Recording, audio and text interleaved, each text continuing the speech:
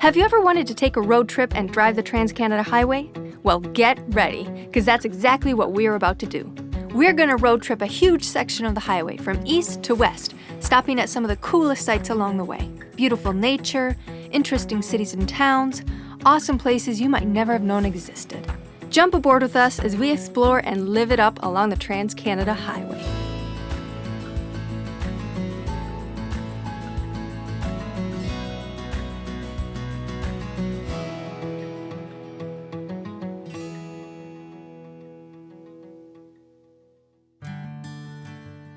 So, a little background. We're here in Marathon, Ontario. We just finished up a massive mural project with the community here. It was an epic experience. But we don't start heading west right away. Why? Well, for 2 months, we've actually been parked along one of the most beautiful stretches of the whole entire highway, the north shore of Lake Superior. But we've been so busy with the mural that we've barely had any time to explore. So we're gonna go soak up a little bit of what this area has to offer. And first up, some of the most beautiful nature that you can experience right around Marathon, Ontario itself. So this is the place. Look at this. Look at this place. What? It's really interesting to be in a place like this and to expect to smell salt water. And it's fresh water. It's like your brain's like, wait, what? Sorry. Carden Cove is an easy 5-minute drive from Marathon. It's a popular spot among locals because it's so close by and so accessible. Right across the bay you can see Marathon, showing how close it really is to town. The cove is bordered on each side by truly ancient rocks. We'll talk more about that in a bit. Watch your footing because it can get slick in places. But man, the views are worth every step. Carden Cove offers great views of Marathon Harbor and the Blondin and Hawkins Islands. There aren't a lot of places on this rocky shore where you can get sandy beaches like this, and that's one of the things that makes Carden Cove special. No visit to Marathon, Ontario would be complete without a visit to Pebble Beach. It really is a cool place.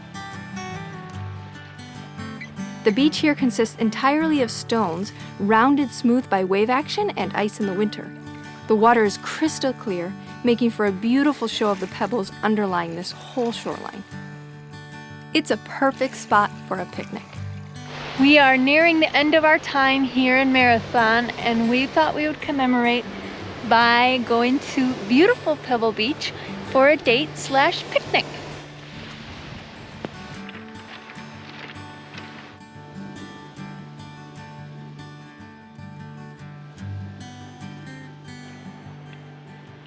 Cheers. Cheers. Our new friends in town gifted us this smoked salmon, I think jalapeno salmon. We've been waiting for a moment of free time to go out and enjoy it with a beautiful view, and I think this is the perfect place to give it a taste.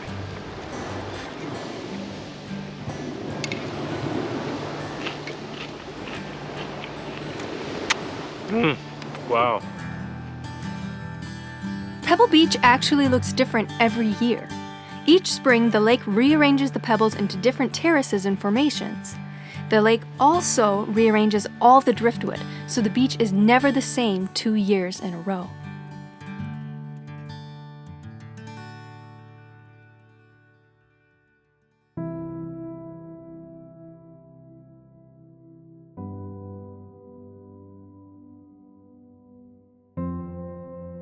Did you know that one of Canada's most beautiful national parks is tucked away here along Lake Superior's North Shore? Pukaskwa National Park is arguably one of the most beautiful places to see along the Trans-Canada Highway.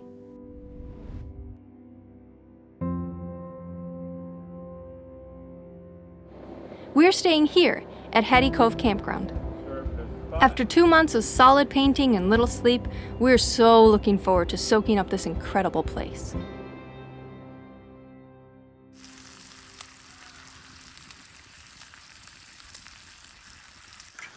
We usually cook in the bus, but we ran out of propane. This one's yours. But hey, who needs propane when you have a campsite with campfire spot? We're taking this as an opportunity to cook our meals over the flame for a few days. Yummy, yummy. What a delicious Sunday brunch, huh? Hey guys, we are at Pukaskwa National Park, and this park is just amazing. So we're gonna take you on a little tour. Look, there's a moose.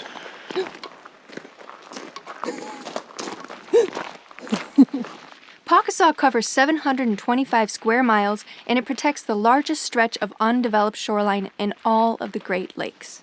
The park is located just 10 miles off the Trans-Canada Highway, which means there's really no excuse not to stop. And this is one of the locations they have for storytelling and workshops and things like that. Pukaskwa hosts many workshops and events in these spaces to help educate and share the culture of the Anishinaabe people with both visitors and student groups. Many of these events are in collaboration with the nearby Bigtigong Nishnabek First Nation.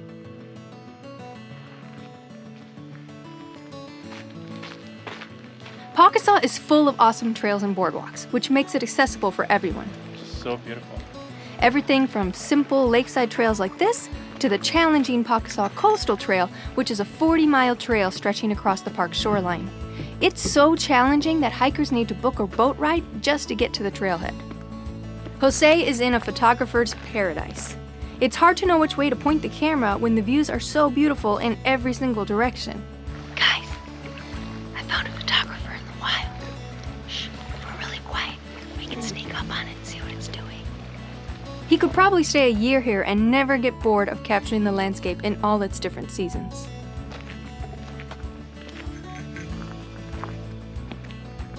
They're red chairs, but I think the sun has made them a little pink. Get a little bit of snack. Want to eat some salmon, also known as bear bait? With this superior view. This is the life. Oh. Hey look, why do you have a cowbell? It's not a cowbell. Then tell me what is it? It's a bear bell. Oh. Pukaskwa is black bear country, so be sure to wear a bear bell, and it's not a bad idea to also carry some bear spray. It's very unusual for black bears to hurt people, but it's good to be safe. Especially during blueberry season, because they love blueberries, as do people. Oh, wow. Look at all of them, babe. Wow. Pukaskwa is one of the few locations in the world where you can stand on rock that is over 1 billion years old. Here, the rocks have formed 3 billion years ago, during the formation of the Earth's crust. The rocks here are part of the Canadian Shield, which is the exposed portions of the North American Craton, a huge section of ancient crust stretching from northern Mexico to Greenland. To say it's exciting to be standing on 3 billion-year-old rocks is an understatement. Our friends here told us that there's so much driftwood because of the history of the logging here. For years, the logging industry used Lake Superior to transport logs to the pulp mills. Logs were floated downriver, then onto the lake and over to the mill. Those logs that sunk or were separated from the pack ended up here. Onward! Oh, that was you.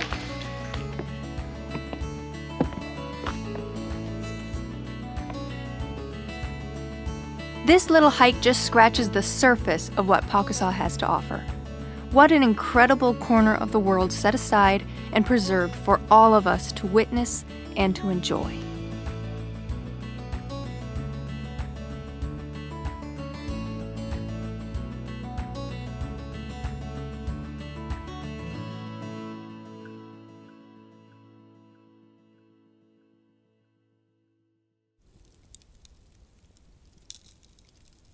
Cora is making tortillas, and these are gonna be special tortillas because they're gonna be kind of Nicaraguan style, made on the open flame. Yes. You gotta love the sizzling.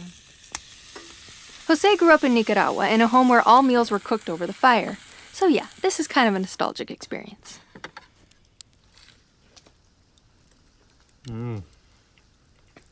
Good job, man. This is the taste of my childhood. All right, the corn is ready, just the way I like it. Hattie Cove Campground is well equipped for campfire cooking. It even has electrical hookups for the bus, so we're set. Pukaskwa also has backcountry camping for those who seek a little more rustic experience.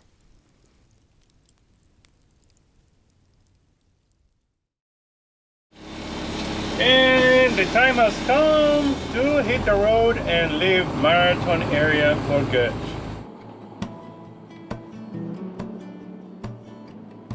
Now we're finally ready to start heading west along the Trans-Canada Highway. But we're not going far today. This region, it's just so beautiful, it feels like there are amazing stops every 2 feet. Like Mink Falls, which you will miss unless you ask a local where it is. It's an unassuming location, and you'll have to cross the road to find the basic trail on the other side. But just a short walk away is this. If you can't snag the help of a local, here's the best directions we can give to Mink Creek Falls. Drive about 18 miles west of Marathon on the Trans-Canada Highway. The dirt parking lot is to the right on the north side of the highway. There are no signs, but Google Maps does have a pin. Carefully cross the road, climb up the embankment, and now you'll see the trailhead. Now enjoy. Come on, Cora. It hurts my back. Colette did it amazingly. Colette's younger than me. As we inch our way west, we make a stop in Terrace Bay. The town has a really pretty beach right where the Aguasabon River meets the lake.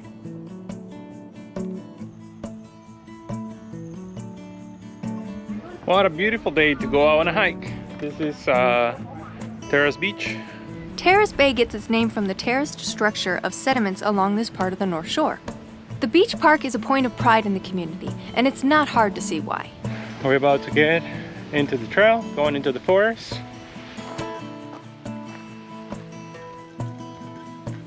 I'm Canada colored. Yeah, that's true. Ooh, blueberries. Just like that. Wow. Where's the bag? What bag? What bag? We're supposed to fill up a bag. Just to fill up our tummies. In case you're curious, peak blueberry season along the North Shore is late July to early August. They like the sunshine. Look at all the blueberries we got. And we got our chairs to take a break. Yeah. I can be here all day. What's up with the red chairs? It's an initiative put on by Parks Canada to place pairs of red Adirondack chairs in over 100 beautiful locations across Canada. It's a pretty great idea.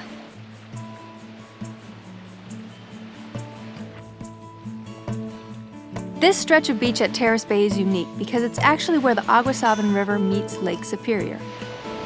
I'm migrating south. Actually, I'm migrating north.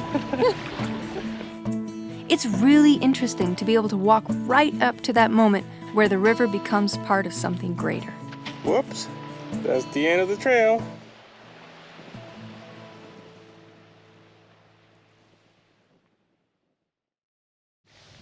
And as long as we're here, we heard that the Aguasabon Falls are really beautiful. What a beautiful day, huh? Aguasabon Falls wasn't actually Mother Nature's idea. The water pouring over the falls and into Lake Superior used to flow north and into Hudson Bay. In the 1940s, there was a massive undertaking to redirect that natural flow, supplying water to the Aguasabon generating station, which powered a mill and the entire town. The redirection of this watershed actually raised water levels in the entire Great Lakes system. Let's just take a moment to acknowledge the absolute beauty of this stretch of highway. Sweeping vistas, a rugged coastline, wild forest reaching straight to the water. As you drive this road, you'll notice the road closely follows the train track, which cuts through the landscape transporting commodities across Canada. This place is just so spectacular, we can't rush it. We're just soaking it up. The North Shore makes up almost 10% of the Trans-Canada Highway. It comprises 437 miles of the 4,860-mile highway. Almost every turn of those 437 miles is breathtaking. This is a road trip that you want to give yourself time for. Our next stop along the North Shore stretch is a stunning display put on by Mother Nature. Ouimet Canyon is a gorge that stretches 1.2 miles long, 330 feet deep, and 490 feet wide. Standing right along the edge of the gorge is a humbling experience.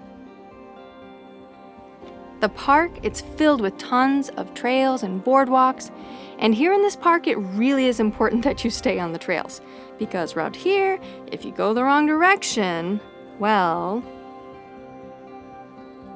Ouimet Canyon formed either during or right at the end of the last ice age. As the ice fields melted and receded across North America, massive amounts of meltwater flowed south to fill the Great Lakes system, drastically affecting the landscape as it went. Ouimet Canyon is a relic of that time. Something very fascinating here, the temperature is so different between the top and the bottom of the gorge that they have completely different plant ecologies. Down there, where sunlight rarely reaches and cold winds always blow, there are plants that are only found 1,000 miles north of here in the Arctic.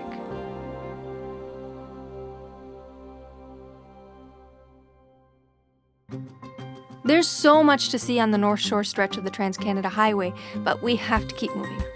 It pains us knowing that even though we saw some of the most beautiful stops, there's still so much we didn't see.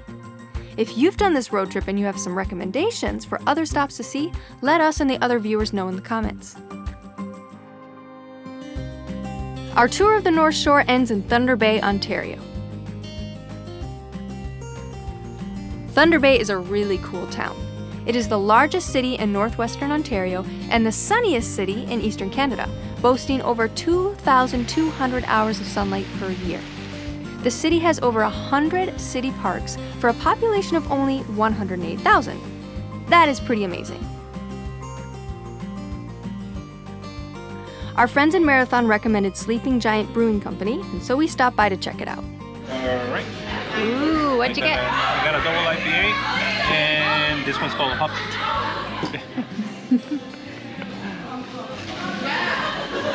Loaded with cheese and flavors. Good burger. That was pretty good. And we got some souvenirs. Thunder Bay's vibrant downtown and city park spaces are also accented by a vibrant mural scene. I'm snorting the flowers. They smell so good. The smell. Look, it's a ground mural. It's beautiful. It's amazing what a little bit of color can do to an all wall, an all asphalt street. Thunder Bay also has some insanely awesome murals, especially this one on the corner of Simpson and Ogden. It's by local artist Brian Niemanen, and it is blowing us away. This is fantastic. Yeah. Really cool.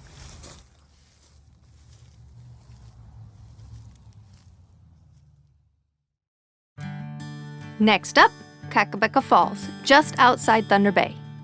Kakabeka Falls is super accessible and located right off the Trans-Canada Highway. It's only about a 100-foot walk from your car to the falls. So here's what the falls looks like from above. Over that lip is a heck of a fall. At 130 feet tall, Kakabeka Falls is the second tallest waterfall in Ontario, open year-round. It's a great stop for photography lovers, as the various platforms provide viewing from drastically different angles.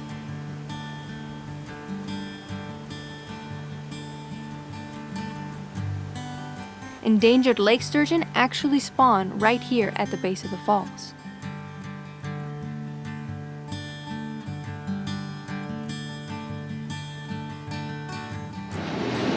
That was a beautiful waterfall. Now we are finally on our way to Winnipeg. We're gonna make a stop there to meet a family from Nicaragua that we met online. So, really excited for that.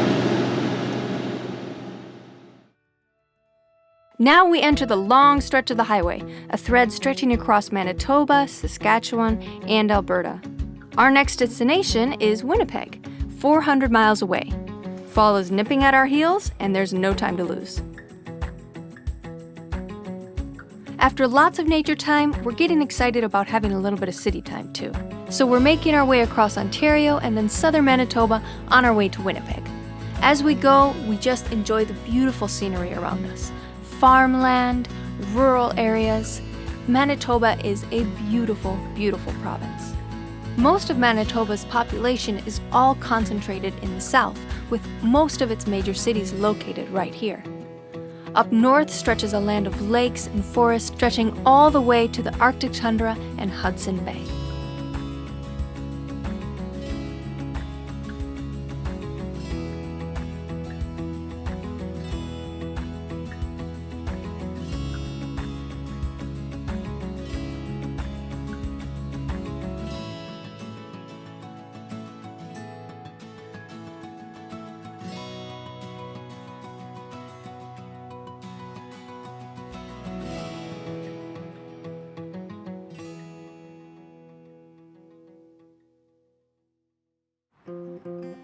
Beautiful Winnipeg. We're only here for a few days, but it's just enough time to get out and explore the city. We are in Winnipeg, Manitoba. And we are gonna go out for a little bit of an exploration day. There's a lot of murals around, so I'm just gonna check them out and, get inspiration. Yeah. Whoa, check this one out. Prior to the arrival of Europeans, Winnipeg was a trading center of the region's First Nations peoples. The first European settlement was in 1812, and it became a major fur trading hub. The city blossomed in the late 1800s thanks to the arrival of the Canada Pacific Railway, high wheat prices, and wave upon wave of immigrants coming to call the city home. It is now Canada's 7th largest city with a population of around 750,000 and a solid economy.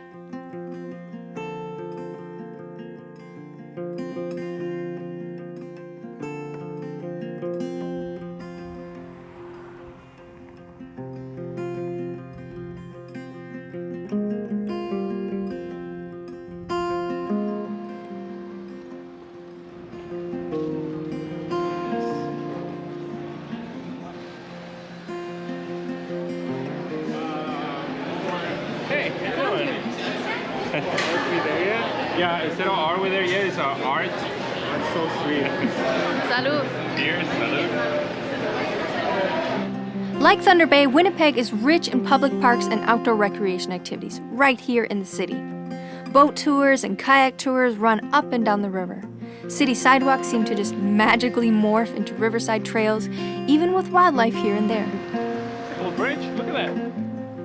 You wouldn't know it given the weather that we're enjoying right now, but Winnipeg is one of the 5 coldest cities in the world, earning its local nickname, Winterpeg. It's not uncommon for temperatures to plummet to negative 20 degrees Fahrenheit, and it rarely goes above freezing in the winter. Public art is alive and thriving in Winnipeg, from both local and international artists. This 30-foot piece called Forever Bicycles is by internationally renowned artist Ouimet. A must-stop in Winnipeg is the Canadian Museum for Human Rights. This world-famous museum is eye-opening and a powerful place. It dives deep into the subject of human rights, not only in Canada, but also on the global stage.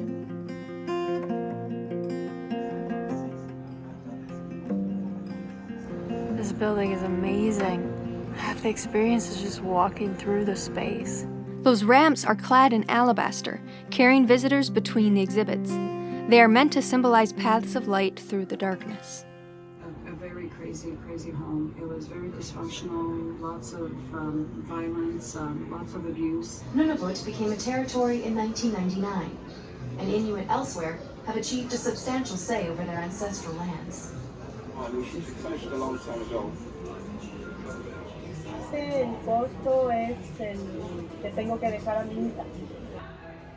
An important thing to note about this museum is that it is not geared around the preservation and display of artifacts.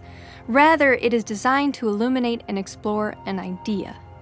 The idea of inherent human rights, regardless of who you are, where you're from, what you look like, how you identify, or what you believe. It is a very powerful place that sparks deep thought and reflection.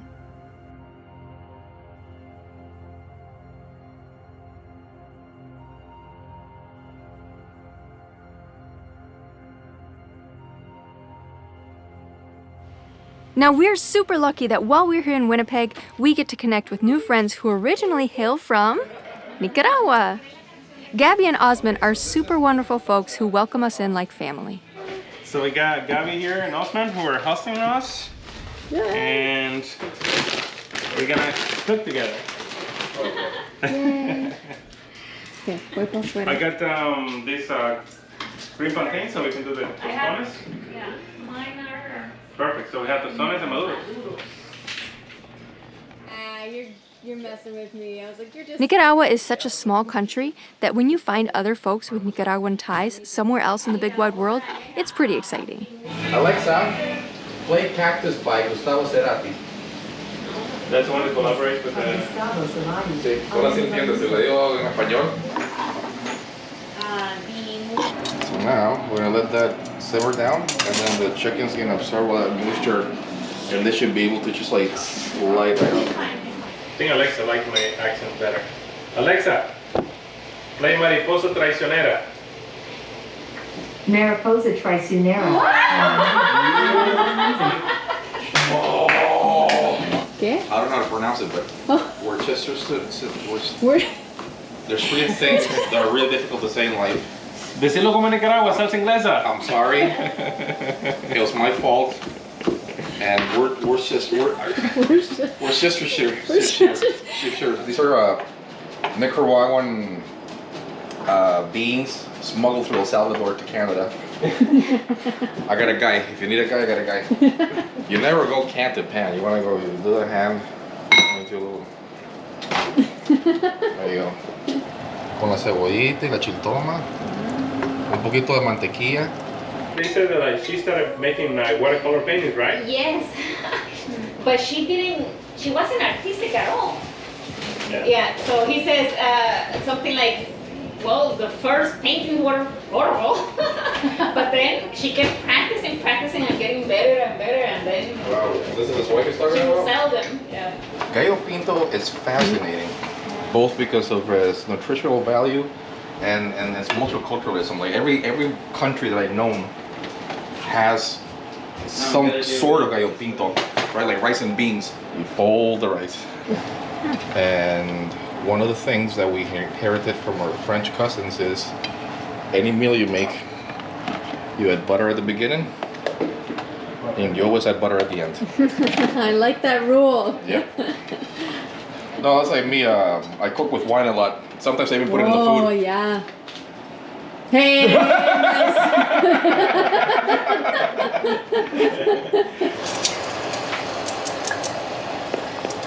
Estamos sacando los tostones del aceite. Oh, Lord. We feel right at home with Gabby and Osman. It feels like being right back in Nicaragua hanging out with friends.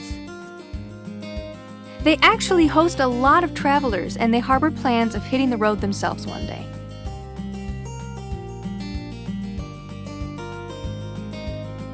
All right, we're back on the road. That was awesome. Couple of days with our new friends from Nicaragua. Their hospitality was amazing. Something that I love about this neighborhood is that there's murals everywhere, and they're all really awesome murals. This one right here is fantastic. I love cities like that they have a lot of public art. It's beautiful.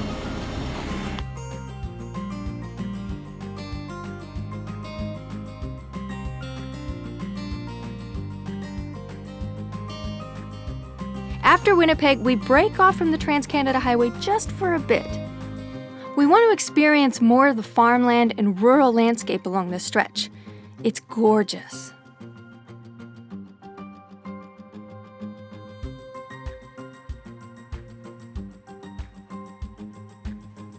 We're now driving through Saskatchewan, which is known as the breadbasket of Canada.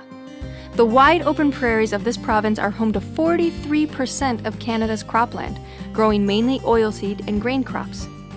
Canola and spring wheat are the big ones, followed by durum wheat, lentils, and barley. When all that grain is harvested, it has to go somewhere where it can be stored and prepared for shipment across Canada and the world. And that place is here in Weyburn.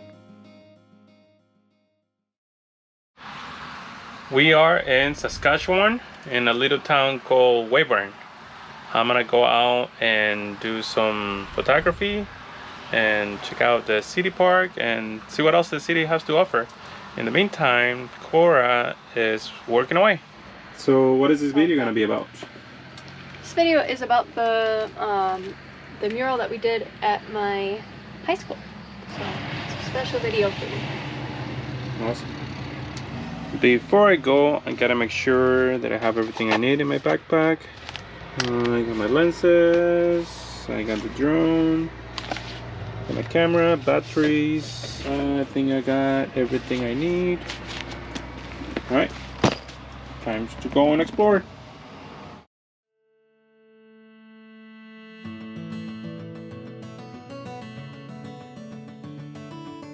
Weyburn is the largest inland grain gathering point in Canada.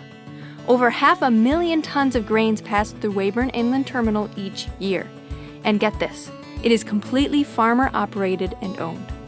In the 1970s, 1,300 South Saskatchewan farmers came together to form the terminal to create more fairness in Canada's grain handling system. It thrives to this day.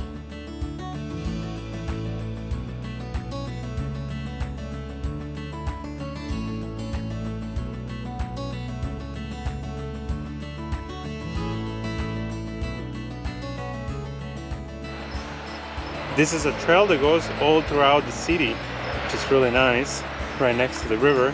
This is all part of the Tatagua Parkway, a conservation initiative to preserve local flora and fauna. It protects 180 acres of land throughout and surrounding the city. I found out that Weyburn is actually the biggest inland granary gathering point, and that's why they have these very beautiful sculptures right behind me. It's so cool. I feel like a tiny ant next to them.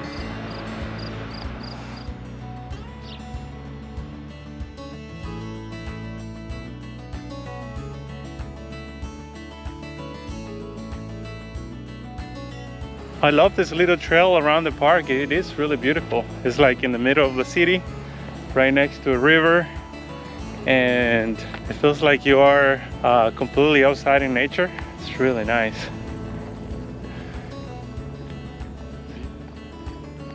Really nice place. When you make it here, there's a high chance you're going to have it all to yourself.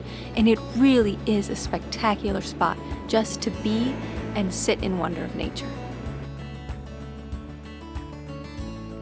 This pump jack commemorates the discovery of oil in the Weyburn area in the 1950s. The area still has producing wells. This is the old Weyburn Water Tower. It was constructed in 1909 and remained in commission until 1977. In 1987, it was designated a municipal heritage property.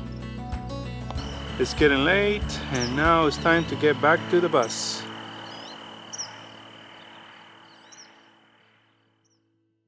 Now, you didn't think we could fit a 3-week road trip into one video, did you? Nah, that's not our style. There's so much for you to see. There are some wild things ahead, and so the adventure down the Trans-Canada Highway continues next time on Art We Dare Yet.